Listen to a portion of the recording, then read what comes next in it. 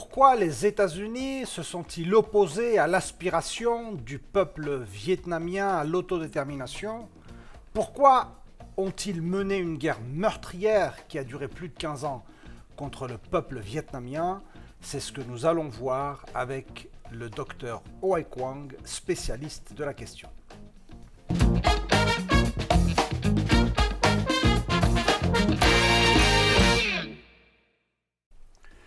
Bonjour à vous, bienvenue dans cette deuxième partie de cette causerie sur le Vietnam et son histoire. Dans un premier moment, nous avons vu l'histoire de la colonisation, l'histoire de l'émergence de la figure d'Ho Chi Minh et la résistance à l'oppression française.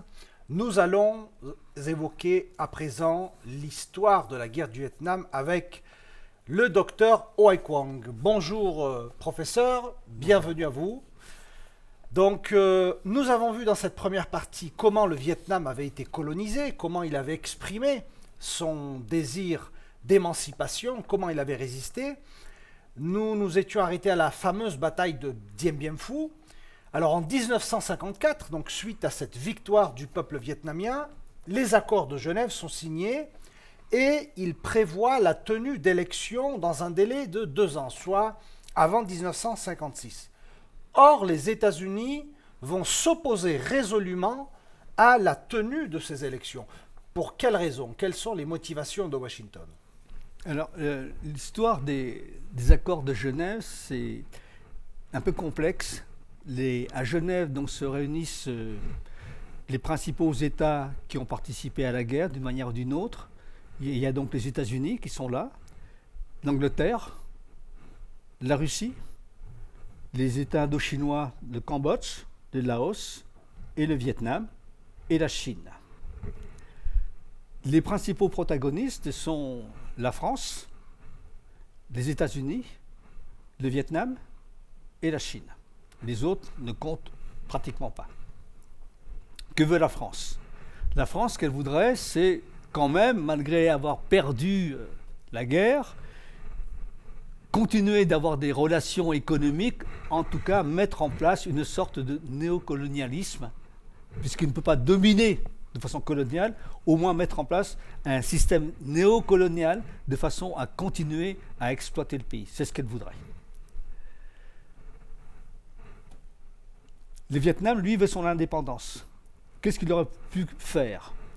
Il aurait pu dire, voilà, nous avons gagné la guerre, maintenant vous partez, et basta, on ne discute plus, on est indépendant, et c'est tout. Il a besoin de la France aussi. Bon, il y a des relations économiques qui existent, il y a des intérêts français, bon, il y a donc des problèmes économiques qui existent, donc on veut aussi préserver ces relations économiques aussi, parce que là, le Vietnam est un pays encore totalement sous-développé. Les États-Unis sont très opposés à ça, parce que qui a gagné? Ce sont les communistes qui ont gagné. Et donc depuis la révolution qui s'est déroulée en Russie, il y a 2 camps, et les États-Unis ne veulent absolument pas que les communistes gagnent quoi que ce soit au Vietnam. Donc ils sont très très opposés à ça. Et il y a la Chine. Que veut la Chine? Le problème, il est là. Il est qu'en 1949, Mao Tse-tung gagne et la République populaire de Chine est fondée. La Chine a aidé le Vietnam pendant le conflit contre les Français. Mais ce qu'elle voudrait, c'est garder son influence, ce qu'elle a toujours voulu faire, son influence sur le Vietnam. Donc elle veut bien que le Vietnam devienne, mais pas totalement indépendant. Indépendant un peu, mais pas totalement indépendant. Voilà. Et ce qu'elle voudrait également, c'est conserver sa domination sur le Vietnam, qu'elle pourra restaurer, qu'elle pourra approfondir par la suite. C'est pour ça qu'elle ne promet au Vietnam de les aider que dans la mesure où des accords permettant de mettre en place tout ce système complexe, tous ces intérêts complexes, sont signés. Les Vietnamiens auraient pu dire non, c'est fini, on fait mais ce n'était pas possible de le faire, ni politiquement, ni économiquement de le faire. Donc c'est la raison pour laquelle les accords de Genève ont été signés dans ce contexte-là. Et ces accords, vous venez de le rappeler, divisent le Vietnam, redivisent le Vietnam en deux zones. Ce n'est pas entre deux pays, comme on le dit souvent, entre deux zones. La zone nord qui sera confiée à l'administration de Ho Chi Minh, donc des communistes, et la zone sud qui sera confiée à un empereur très proche des Américains, qui sera Bao Dai. Et entre ces deux territoires, il y aura une zone démilitarisée au niveau du 17e parallèle.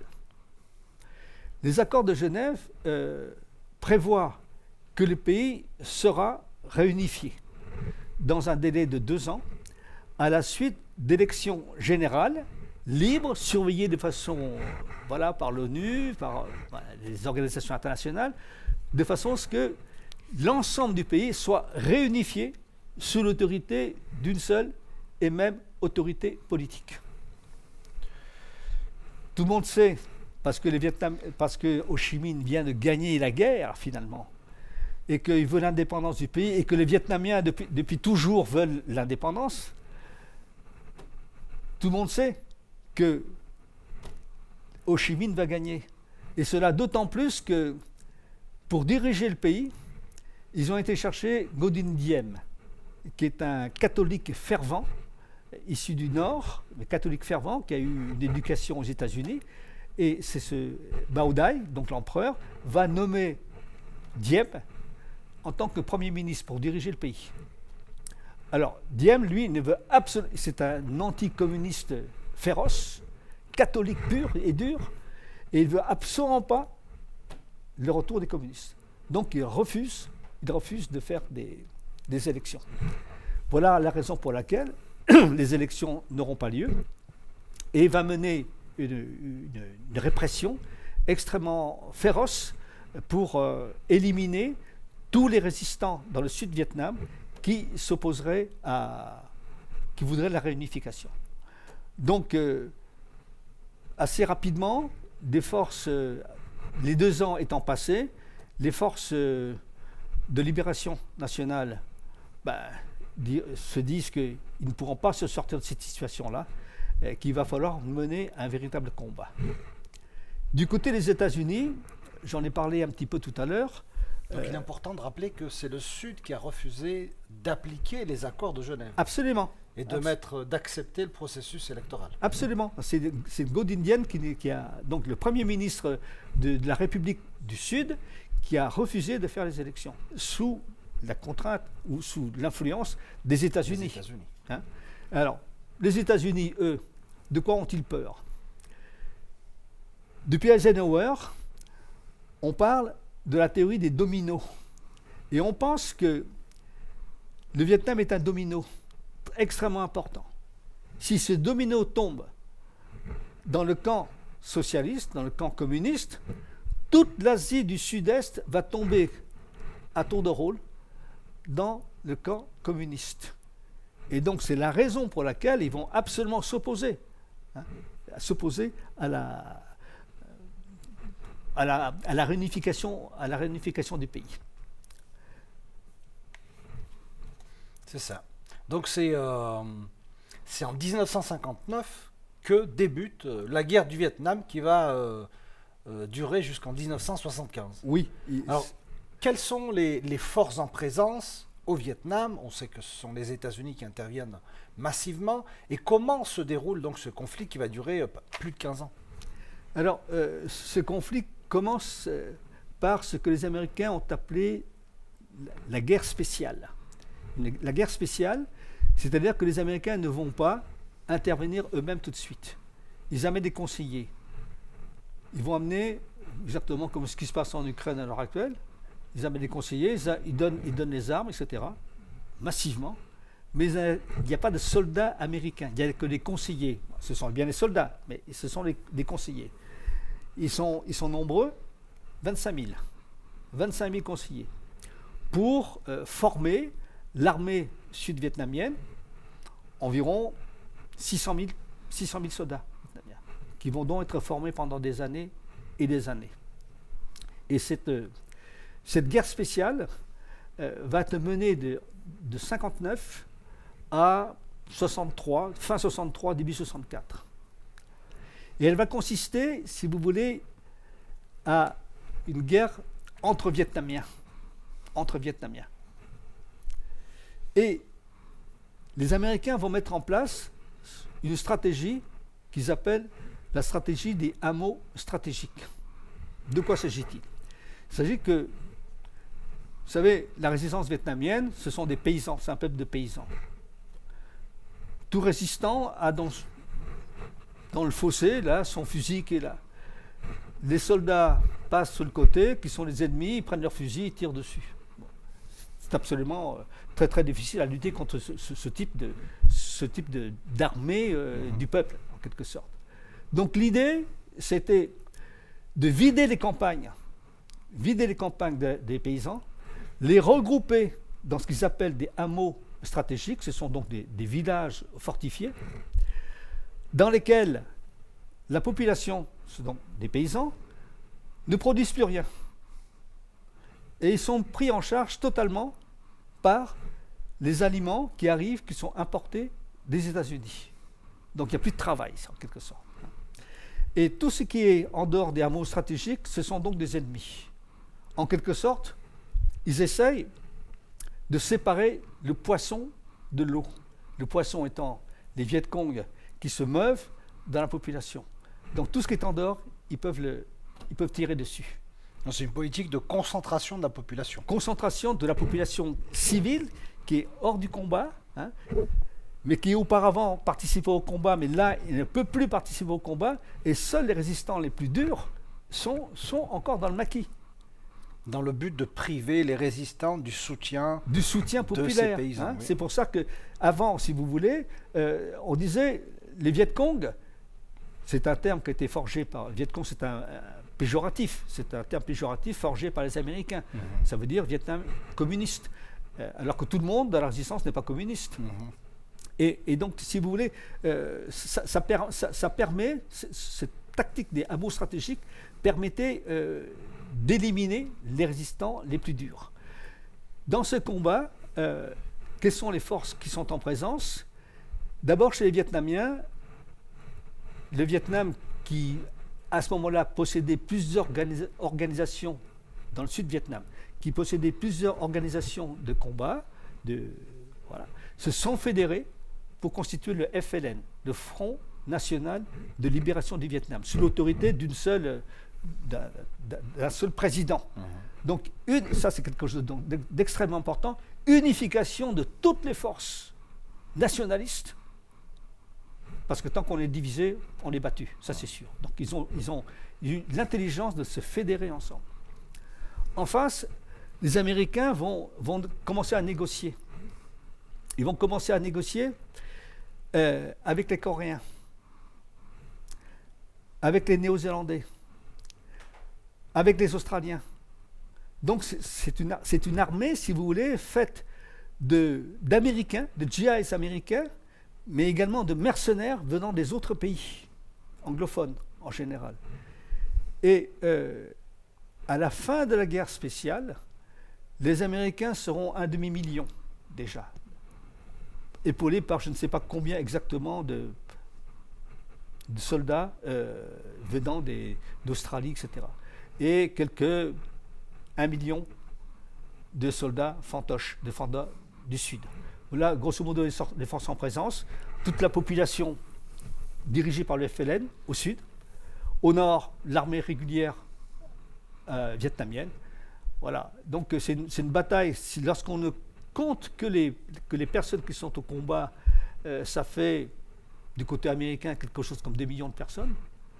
Si on compte aussi ceux qui, aux États-Unis, participent au combat du point de vue logistique, etc., qui envoient des armes, qui envoient des aliments, etc., sur l'ensemble du conflit, on peut compter quelque chose comme 10 millions d'Américains qui ont participé d'une manière ou d'une autre à la guerre du Vietnam. C'est un chiffre considérable. Considérable. Alors, et ils s'aperçoivent assez rapidement que cette guerre spéciale ils ne pourront pas l'emporter.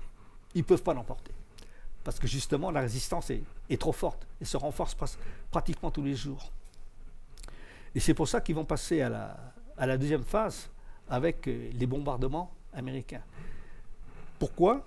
Parce que l'armée du Sud, le FLN, est alimentée par l'armée régulière en armes, en aliments, et derrière le Sud-Vietnam, on a la Chine qui est là, on a tous les pays des démocraties populaires qui sont là, qui aident, la Russie qui aide à travers les armes, etc.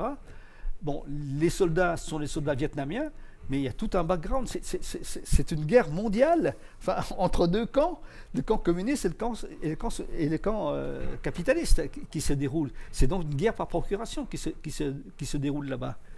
Et donc, la résistance, les Américains comprennent que la résistance du Sud, il faut vaincre la résistance du Sud en coupant la piste Ho Chi Minh. Et il faut vaincre la résistance du Nord en bombardant le Nord. Vous avez, au début du premier épisode, annoncé le chiffre fantastique de 7 millions de tonnes de bombes sur l'ensemble du Vietnam, davantage de bombes sur le Vietnam que pendant toutes les deux guerres mondiales. Un chiffre fantastique. Pourquoi? Et le général Curtis l'a dit, pour ramener le Vietnam à l'âge de la pierre. Si vous ne voulez pas, si vous ne pliez pas, vous serez ramené à l'âge de la pierre. Donc ils sont prêts, avec leur B-52, ils ont bombardé 7 millions de tonnes de bombes. C'est vraiment...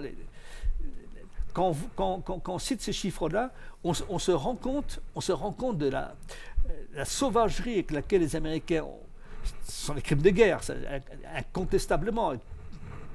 Bombarder la population civile à ce point, c'est... Bon. Et puis, pour vaincre la résistance dans le Sud, il faut couper la piste Ho Chi Minh. Alors justement, dites-nous un mot, qu'est-ce que c'est que cette fameuse piste Ho Chi Minh? Alors, c'est un terme qui a été inventé plus ou moins par les Américains, parce qu'en fait, il n'y a pas une piste Ho Chi Minh, c'est une série de sentiers qui va du 17e parallèle. J'y avais été avec un groupe d'amis. Donc de la zone tampon. La zone frontalière, là, hein, et qui passe par les montagnes, par les forêts, etc. Passe par les forêts, les hautes montagnes, et qui passe aussi au Laos, au Cambodge. Et donc, c'est ça qui explique, si vous voulez, que progressivement, les Américains ont été conduits à arroser aussi le Laos et le Cambodge. Donc cette piste qui servait à soutenir l'armée de libération nationale dans le Sud. Voilà, c'est ça. Transportant des armes. Je ne sais pas si vous avez vu les films qui ont été filmés par la RDV, la République démocratique du Vietnam, où on voit les armes, les canons, etc., arriver sur des vélos dans les montagnes. C'est quelque chose d'absolument fantastique, quoi. Et donc, en fait, ce n'est pas une piste, c'est toute une série de pistes qui changent selon la configuration. Et si vous voulez, elle était extrêmement difficile à repérer, parce que les combattants, si vous voulez, avaient créé des techniques leur permettant de se cacher, de faire la cuisine sans faire du feu, en faisant du feu, bien sûr, mais en cuisant sans que de la fumée apparaisse, qui aurait pu signaler leur présence aux avions, et changer constamment d'endroit. Voilà, donc c'était en quelque sorte, la piste Ho Chi Minh, c'était le cordon ombilical qui permettait aux combattants du Sud-Vietnam de résister. Voilà. Et qui était invisible depuis les airs, d'ailleurs. Oui, invisible depuis les airs. D'où... Et donc c'est la raison pour laquelle les États-Unis ont décidé de bombarder massivement le Vietnam et de détruire les forêts à l'aide de ce puissant défoliant que l'on appelle l'agent orange. Alors, quelques chiffres, hein. Au total, les États-Unis ont déversé 360 kg de dioxine dilué dans 85 millions de litres d'essence. Que pouvez-vous nous dire alors justement sur la toxicité de ce produit et surtout quelles ont été les conséquences pour le Vietnam et sa population? Alors, peut-être avant de répondre à cette question, je crois qu'il est utile de rappeler que ils ont, pour détruire la pistochimine, qui était le cordon ombilical, ce qu'ils ont fait, ils ont dans un premier temps arrosé ce qu'ils pensaient être la pistochimine, enfin, une grande partie de la forêt, ils ont arrosé avec des défoliants. Il n'y avait pas que l'agent orange. En fait, il y avait 7 défoliants, dont l'agent orange était le principal. Et donc, il y avait 7 défoliants. Ils arrosaient d'abord la forêt. Une fois que les feuilles étaient tombées, que les arbres étaient un peu complètement abîmés, ils passaient derrière avec les bombes au napalm pour brûler totalement tout ça. Le but était double, non seulement de couper la pistochimine, mais aussi de détruire toutes les cachettes des maquisards. Ils ne pouvaient plus se cacher, puisqu'il n'y a plus de forêt. Et de détruire également leur possibilité d'alimentation, puisqu'ils empoisonnaient aussi les rizières. C'est pour ça que c'était si important, cette lutte à travers l'agent orange et les défoliants. Seconde parenthèse par rapport aux défoliants, il faut savoir que les défoliants ont été testés par l'armée américaine à partir des années 1940. Ils ont tenté aux États-Unis de déterminer quels étaient les défoliants qui pourraient tuer les rizières au Japon. La cible, c'était la Seconde Guerre mondiale. C'était pour tuer les rizières au Japon qu'ils faisaient ça. Et ils ont découvert, effectivement, qu'un certain nombre de défoliants étaient utilisables. Et ils ont aussi testé ces produits-là dans quelques forêts des États-Unis, dans quelques forêts du Canada. Et je mentionne aussi que ça a été testé aussi dans quelques colonies du sud-est asiatique par l'armée anglaise, avant la guerre du Vietnam. Donc ce n'était pas un produit qui apparaissait comme ça, c'est un produit qui existait depuis extrêmement longtemps, depuis 1940, dont on connaissait parfaitement la toxicité. Alors qu'ils ne viennent pas nous dire maintenant qu'ils ne savaient pas que c'était toxique. Depuis très longtemps, ils le savaient, ça. Donc, voilà, je crois qu'il fallait le dire. Et la toxicité de la dioxine est extrême. Je dois aussi mentionner que il existe une centaine de sortes de dioxines. Dès le moment où vous faites du feu, il y a la dioxine qui se dégage. Quand vous faites un barbecue, il y a la dioxine qui se dégage. Quand le volcan de la Réunion érupte, il y a de la dioxine qui se présente. Mais ce ne sont pas forcément des dioxines toxiques. Il y a une dizaine de dioxines qui sont toxiques parmi la centaine des dioxines qui existent. Parmi les 10 dioxines toxiques, il y a celle qu'on appelle celle de Seveso.